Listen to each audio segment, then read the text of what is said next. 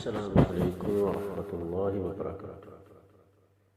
قرآن مجید اللہ تعالیٰ کی وہ آخری اور مسترد ترین کتاب ہے جسے دین کے معاملے میں انسانیت کی ہدایت کے لیے محمد رسول اللہ صلی اللہ علیہ وآلہ وسلم پر نازل کیا گیا ہے۔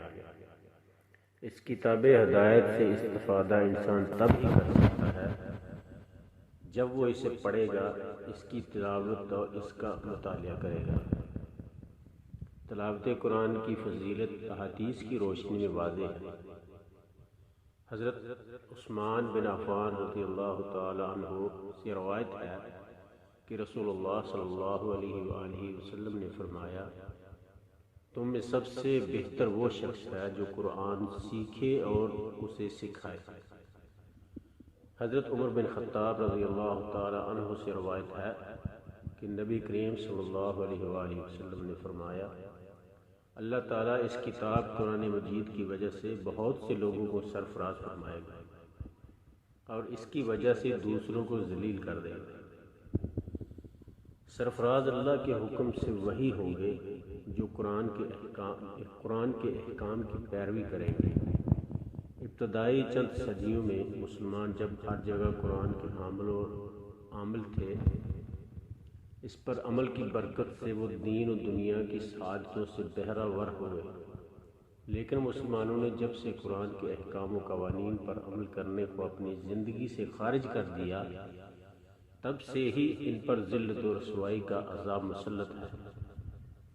کاش مسلمان دوبارہ قرآن کریم سے اپنا رشتہ جوڑے تاکہ ان کی عظمت اور رفعت بحال ہو سکے۔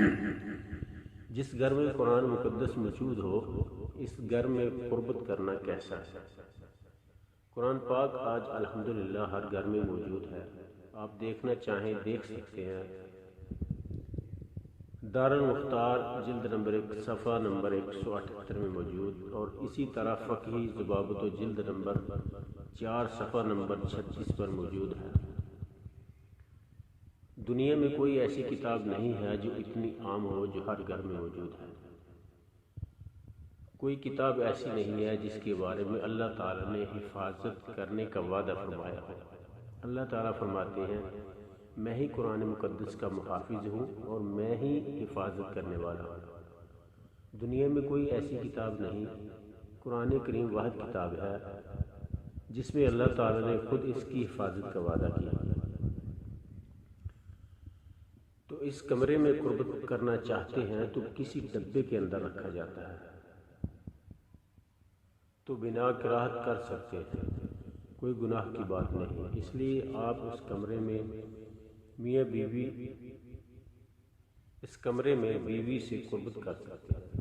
بہتر یہ ہے کہ قرآن پاک اگر کھلا پڑا ہے تو کسی ڈبے یا زندان میں رکھ دیں۔